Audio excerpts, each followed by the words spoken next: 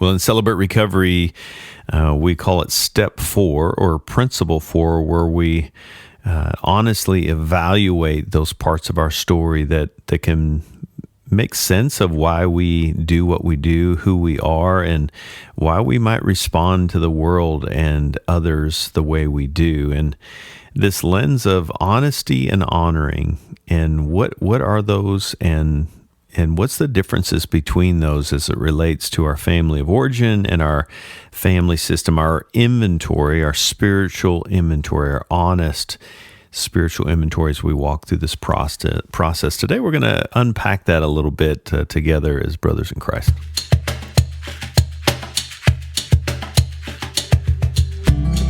Welcome to Hope and Recovery, a Fellowship Celebrate Recovery podcast that brings hope and healing for our mental, spiritual, emotional, and relational journey through life-change stories and recovery topics, all centered around the Beatitudes, Jesus' words in Matthew chapter 5, and the Celebrate Recovery principles, where Jesus has given us a guide to face those hurts that get us stuck and some of those nasty core beliefs that we develop about God, about ourselves, about our circumstances that inevitably lead to some unhealthy coping strategies that create division and separation between us and God and those people that are closest to us in our life.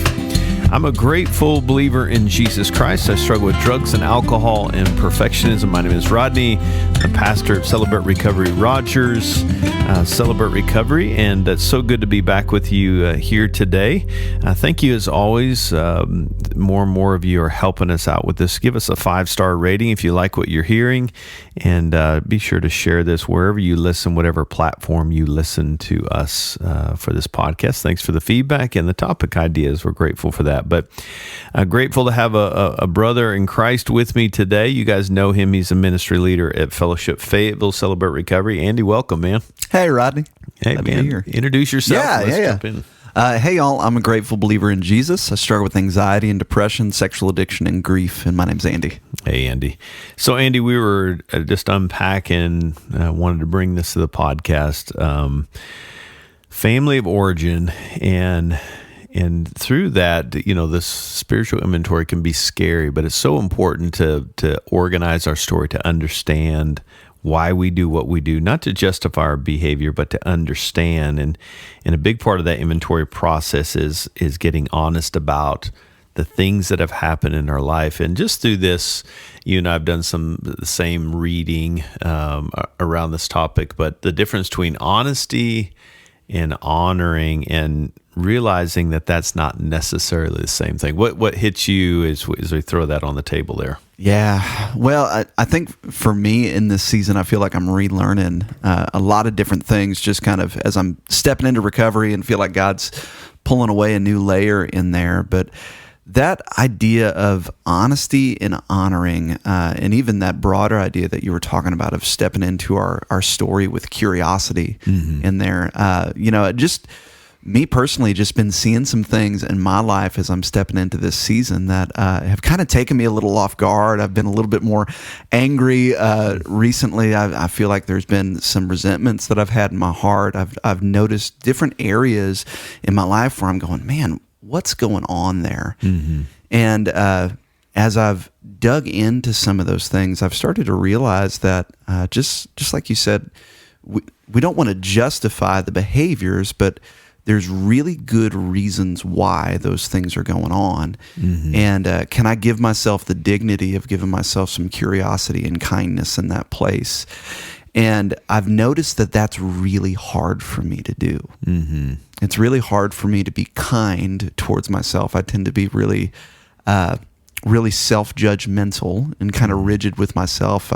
People tell me I have some perfectionistic tendencies.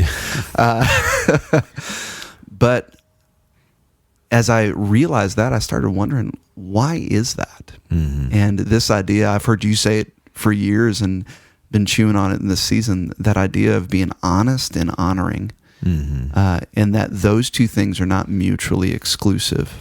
Yeah. And so I think for me specifically in my story, that can I be honest about the pain in my life and know that as I'm honest, it doesn't denigrate my value or the value of others in my life. Yeah, I'm not trying to tear my family of origin down, right? I mean, we can have great, and this is a good reminder that even in the healthiest of families, if you think, what's a healthy family? Think of that family. Even in those healthy families, that picture that comes to mind, there's always going to be hurt because we live in a broken world. We're going to hurt people. My kids, I think, grew up in a relatively healthy home, but I hurt them, and they need to have space to be able to say, this, when you did this, it made me feel this, right? To understand that. But I'd love to lean into, before we turn that corner, you said something about it. I can become very critical of myself. Right. Yeah. And what have you learned as you're getting honest about your story of why is it hard for you to show yourself that compassion? What are you learning about Andy in that space that makes it hard to receive that and give that to yourself? Yeah. It's, there's a lot I've been learning about that spot. I think one of those things is, and just to preface this, I love my family of origin. Of course, yeah. We know that. There's not a bone in your body trying to blame, right? Yeah, and I'm really grateful for that. But it seems like everybody plays a bit of a role in the family that they grow up in. And for me, my role was being the really well-behaved, smart kid. And what's interesting is that wasn't really a role that was thrust upon me. Mm-hmm. It was something that I just naturally kind of stumbled into probably when I was in elementary school, just kind of as I'm discovering, hey, I'm good at school, and hey, I'm getting in trouble less often than maybe my brothers are. And so I started to realize that when those things happened, I got the approval that I liked. And I got attention. I'm a middle child, and so some people chalk that type of stuff up to that. But I think it's a real thing that I found some value and affirmation that I was really craving in those things. But then the reality whenever I didn't measure up to those standards, and so before I was even really conscious of it, I was coming up with this idea of who Andy needed to be, And so I realized that unintentionally I've carried that in a lot of places in my life. And it's a really, if you were to ask me who Andy should be, I could tell you an idea of that. Yeah. But I don't think I'd ever measure up to that. Yeah. And starting to realize that that's been something that I developed really young and was reinforced a lot throughout the course of my life. Well, I think there's, that's good. And there's a couple common things that I've seen with guys mentoring, even in my own story that I've learned about this, is one of those things that keeps us from showing ourselves that compassion is there can be a tendency to feel like, well, I'm going to get lazy and complacent. Yep. Right. If I allow myself to feel that, what if I just get too comfy with that and then I stop being driven in life? And then my biggest fear is like, oh my gosh, my whole life's going to fall apart, right? Yeah. So that's one of them. But then the other one is, what if I receive that from another person or myself and I never get that again? Yeah. It's like, man, maybe it's safer for me to just keep you scare you away with my big, anger outburst, or just not take in what you have to share with me. Because if I take this in, the fear of not receiving that again just feels like too much. So it's better to keep you at arm's length, which now I'm not connecting with people the way community should be, or with God the way I should be, right? Yeah, those are things can kind of keep us from experiencing God's design for us. Yeah. Man, it's interesting. And even as you're describing that, I'm kind of trying that on in my heart a little bit because, like I said, I'm still I'm still in process in this area. But, I think that resonates a lot with my fear of rejection that I carry with me in my life. it's hard for me to be kind to myself when I fail because it feels unacceptable for me to fail. Yeah. And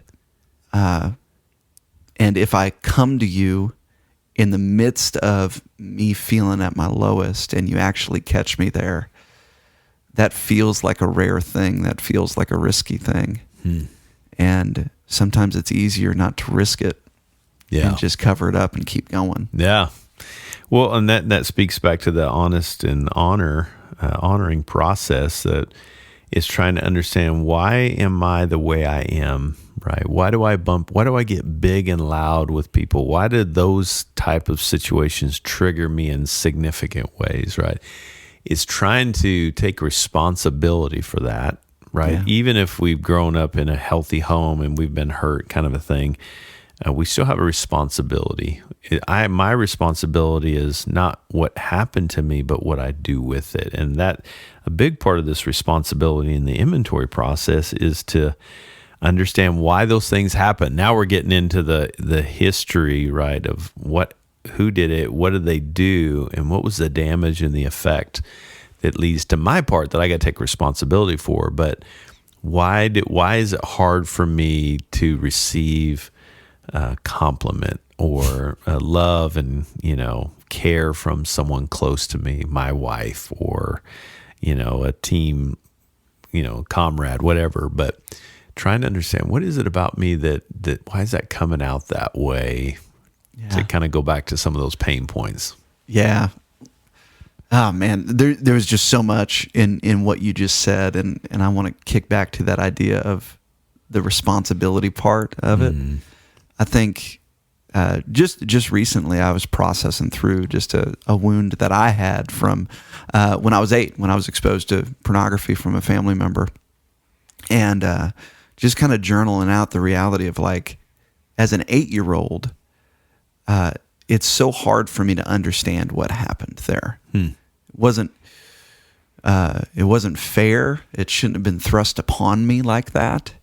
But now at 32 years old, like, while I wasn't responsible for it, it is now my responsibility to step into that place and to allow myself to be honest with the fact that happened, and that hurt. And I think when those wounds happen, so often in my life, I've seen that pattern of, it hurt, I don't know what to do with this, and I don't know who to bring this to. And so I can't receive love in a place that I'm not willing to acknowledge. Yeah. Naming it is critical.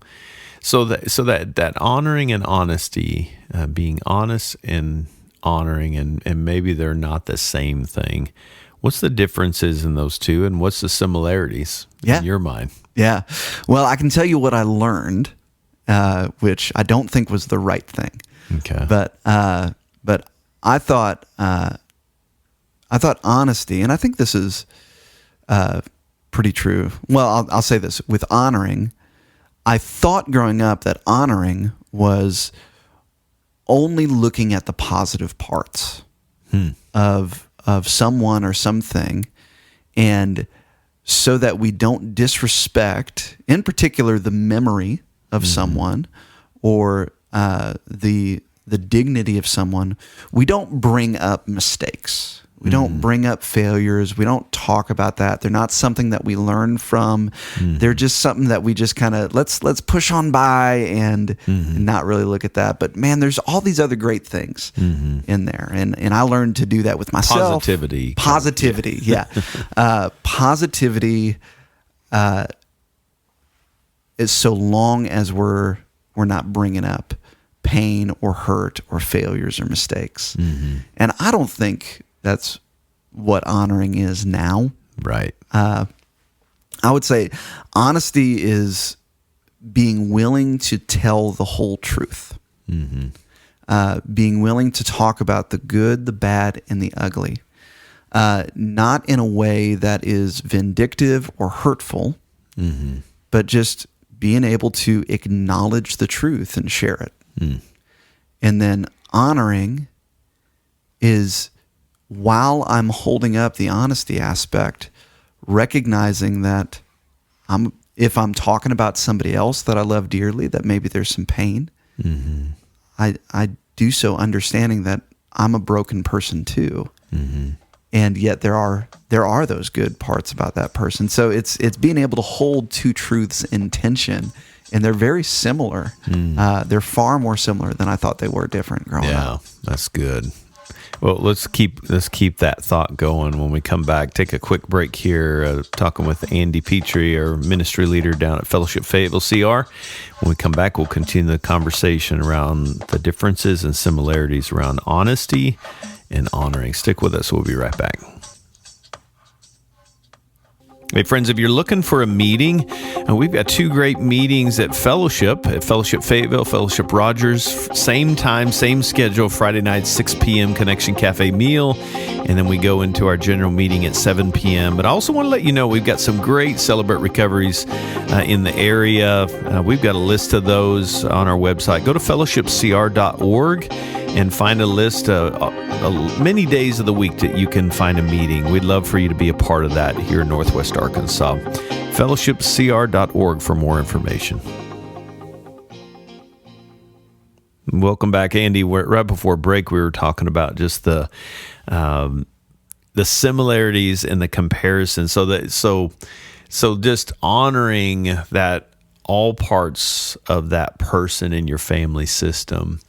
How is honoring play into yourself, right? When you're honest, how's that honoring you when you get honest? What are you learning about you in that? Oh, man. So I think that same dynamic that we talked about before break was and still is really strongly entrenched in my heart.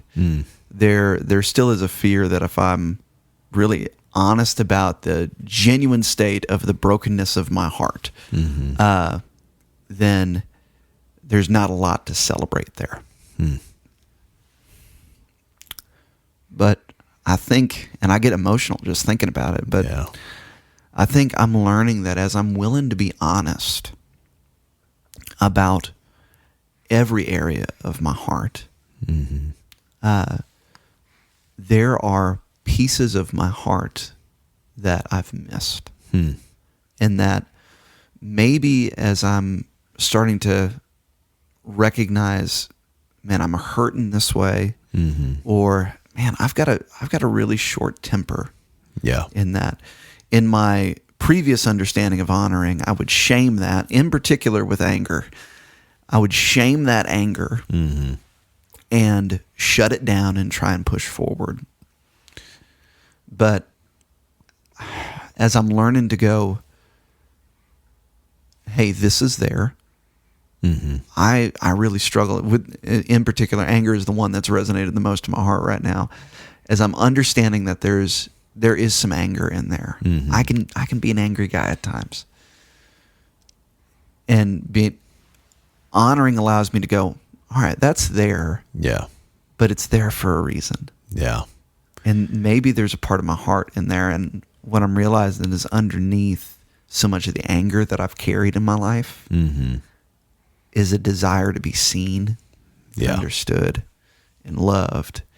And if I'm not willing to be honest about the anger that I'm seeing, then there's a part of the longing of my heart that never gets seen and met. Yeah, we talk about that. I mean, in that process, especially in the damage and the effect, you're noticing what comes up for us, what comes up for you when you're leaning into those parts of your story that bring up pain. We're inviting them in, we're organizing them, we're honoring them. And we've talked about that even on some of our teacher planning calls, that honoring doesn't sound right. It's like, I'm honoring this pain. In honoring, really, you're just saying, hey, I'm not going to ignore you anymore. Yeah. And a lot of times anger is an ignoring of what's underneath, right? The anger becomes a defense mechanism. And as you were talking, I was thinking about just how, I don't know if you've ever been in that situation where somebody's mad at you, but they're not telling you they're mad at you, but you can just tell. It's like, or you see that in your spouse is like, ooh, you're not saying that you're upset. Oh, I'm fine, but something's not fine, right? And, when I think about our family of origin, our getting honest about our pain can be very honoring because it removes this barrier that may be creating disconnection, and they don't know why we're disconnected emotionally, right? We're honoring that so that we can repair that and help grow the bond between us. And so that's a very honoring thing. The dishonoring part is to act like there's nothing there or even minimize the pain. Yeah. And, I did that with my own family system. It's like, well, they did the best they can. They had their own bad childhood, which is probably true, but it doesn't change the fact that it still hurts. Yeah. I have to organize that. Well, in that thought right there that you just said, hey, they did the best they could. They had their own past too. Those are true things. And I'm realizing this in my story because I've done the exact same thing in so many parts of my story with my family of origin. Is like, are those things true? Yeah, they're true. But what I've noticed is that I've jumped to that without acknowledging wounds that I'm carrying. Mm.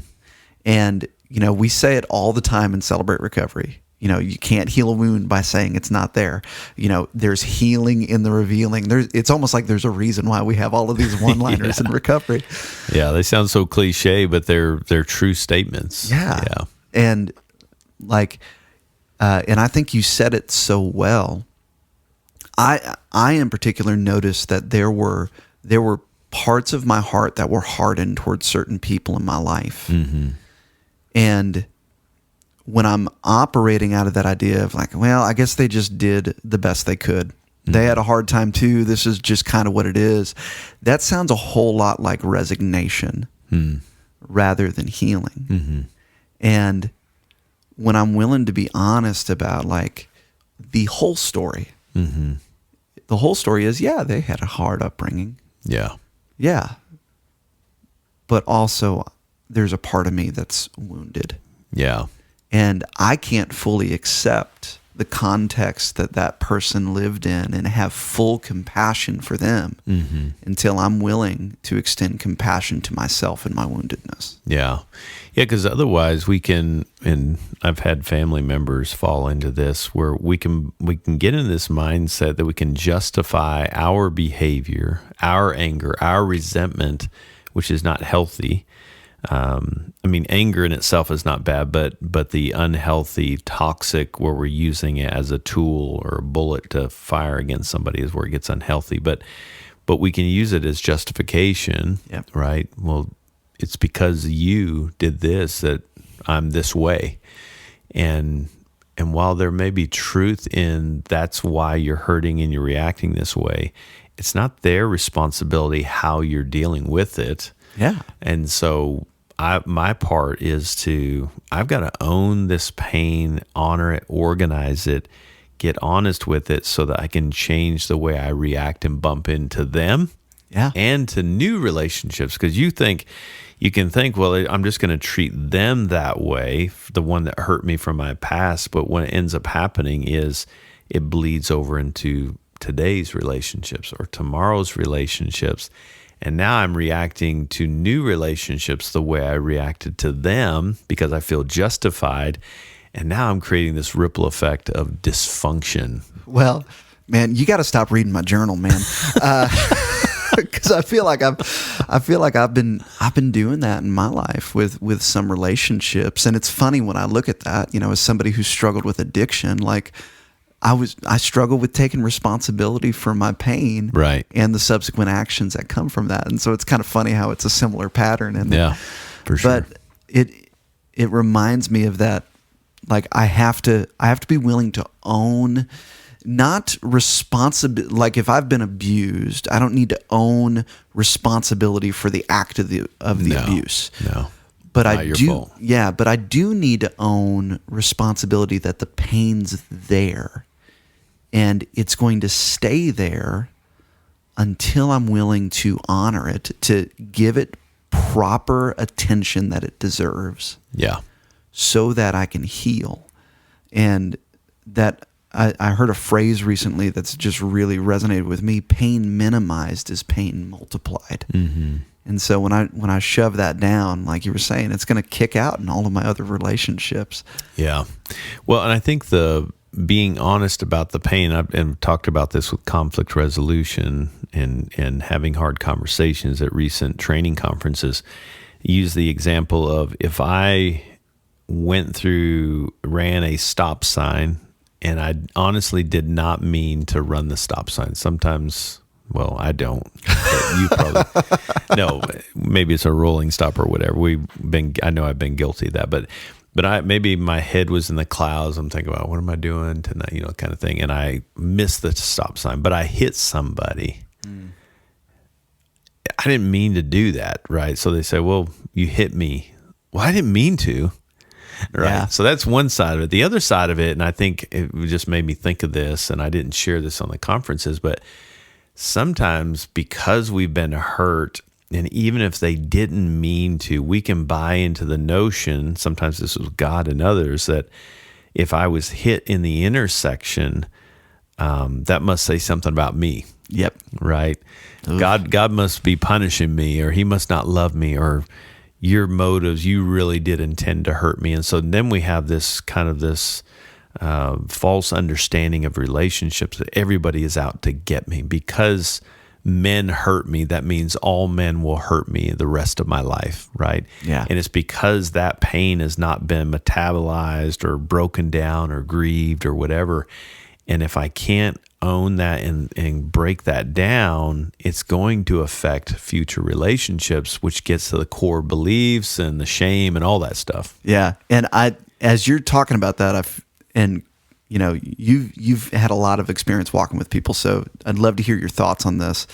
I feel like there's two ways that idea of everybody's out to get me can manifest. Mm-hmm. It's this highly defensive, very reactional of like, anytime that there's a perceived slight, it's gonna disagreement. It's gonna demand a response and a strong one to shut down any sense that I might be inferior. Yeah. And then there's the one, because I grew up shaming my anger so much that I think I fell into, it was this resignation, and I'm just gonna turn that anger inward at myself. Mm-hmm. It must be because of something that I've done. You have every right to be angry at me. And this is the resignation. This is as good as it's going to get. Yes. This is my story. This is my legacy. Yeah. Yeah. So it's good. I mean, it's hard to lean in that. Holding both those spaces, make no mistake about it. It's hard to kind of, I do that to myself. Yeah. Or this is the way I bump into the world, and these are the raw spots. But to lean into that and get honest is very honoring toward ourselves. Yeah. To honor our pain. If my leg is broke and I act like it's not broken, that's not a very honoring thing to my body. Yeah. I've got to get honest. I can keep trucking along. Maybe I even give myself some things where I numb it a little bit, where I don't realize my leg is broken, but it's going to create more damage. Yeah. Eventually it's going to do much more damage than if I just addressed it. I got to address the broken bone, or it's going to start tearing my muscles and my ligaments, and I'm going to overcompensate, and now I'm going to have issues with my other side. It creates this ripple effect. And relationally, if we don't acknowledge the wound, although very hard and painful, it's only going to add to our suffering. Yeah. And I don't remember who said that. I think it was Peterson that said that. Was it Jordan B. Peterson or something? He said that the healing to suffering is in the suffering. If you want to have less suffering, face it. If you want to add to your suffering, ignore it. Oh, yeah. It's like, gosh. Oh, okay. Well, yeah, this is hurt. Let's call it what it is. We're not minimizing the pain. This is very hard. But if you want to add to your suffering, avoid it. Keep ignoring it, and you're going to add to your suffering. It's like, oh, yeah, I don't want that. That's so good, man. Yeah, it's true. And I think one of the biggest lies that, especially if we've grown up thinking that honoring means that we only look at the positive side of it, yeah, then it has primed us to be really resistant towards looking at the hard things, looking at the pain, stepping into suffering. And, we may find ourselves struggling with tendencies, like you said, to numb that leg that's broken. Yeah. And I think being able to look at that and go, man, there's really good reasons why this is going on, that affords us that ability to start towing the water into being honest. Yeah. And knowing that healing is on the other side of honesty. Yeah. But honesty is going to involve stepping into the suffering. Yeah. So, Andy, as we wrap up here, man, give us some hope. Somebody, maybe they're thinking they're overwhelmed. They're thinking, man, my full story is a lot. It feels scary. Is it worth it? I mean, yeah, you're talking about leaning into this pain and understanding. Great. I understand it. But what good does that do for our life? What has that done for your life personally to get honest about the pain that's done to you? Get honest about your action tendencies that you do to yourself or how you bump into the world. How has that changed who you are today, having gone through this process? And it's an ongoing process, but the bulk of it going through that inventory. What has that been like for you to get honest and honoring? Yeah. So there was a quote I heard recently from a guy named Dan Allender, and I'm probably going to botch the quote a little bit, but it was something along the lines of, there are places in our life and in our story that are like ancient sacred sites, these archaeological sites within our soul that we don't know the story that happened there. And if we can, with curiosity and kindness, step into those places and start excavating it, knowing that we do that with a brush and a chisel and not a bulldozer, right? Then we can start to discover the story that happened there. And as I stepped into the inventory process and have done so over the years, when I do it with an attitude of humility of maybe I don't know the full story here. Maybe there's some good reasons why I see the things that are going on right here. And God, can you walk with me through this and help me to see the parts of the story that I've missed? What I've started to see is that everything in my life makes sense.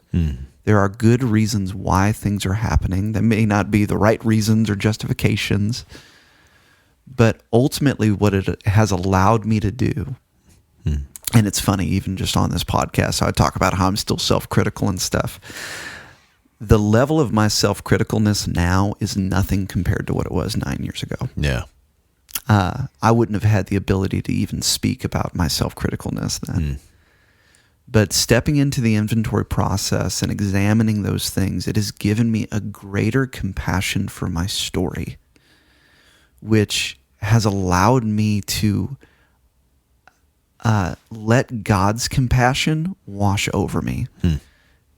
Because if I can understand that there's good reasons why, and the God of the universe who knows all things and knows my story completely, I can start to believe, all right, maybe he does have some grace for me in this. And so I gain compassion for my story. I'm able to receive better compassion for Jesus.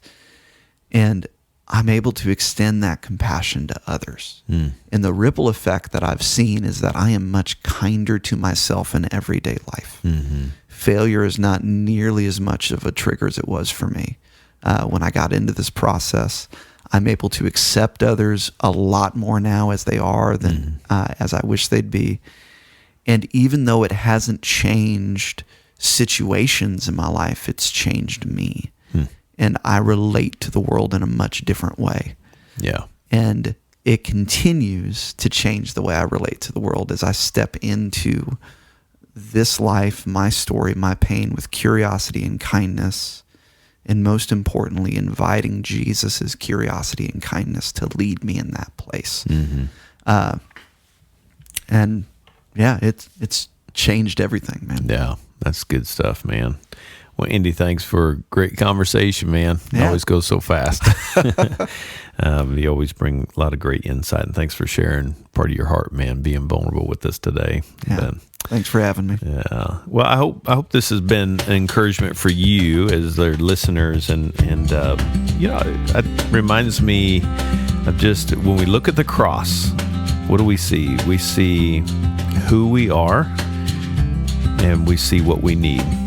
And the cross is not only showing who we are, that we would need a Savior, but who we become because of Jesus Christ. And leaning into who we are and the parts of our story helps us to become who, and that's what freedom is. It's becoming who Christ has called us to be. And that's what we want for all of you. And Jesus wants that for you. In fact, so much so that he sent he came and died for us. God sent his son, Jesus Christ, to die for you. And don't ever forget that you're not alone in those spaces as you organize your story. Keep going. You're doing great. Hey, thanks so much for being with us today. More information, go to fellowshipcr.org. I hope you'll join me next time. Until then, God bless.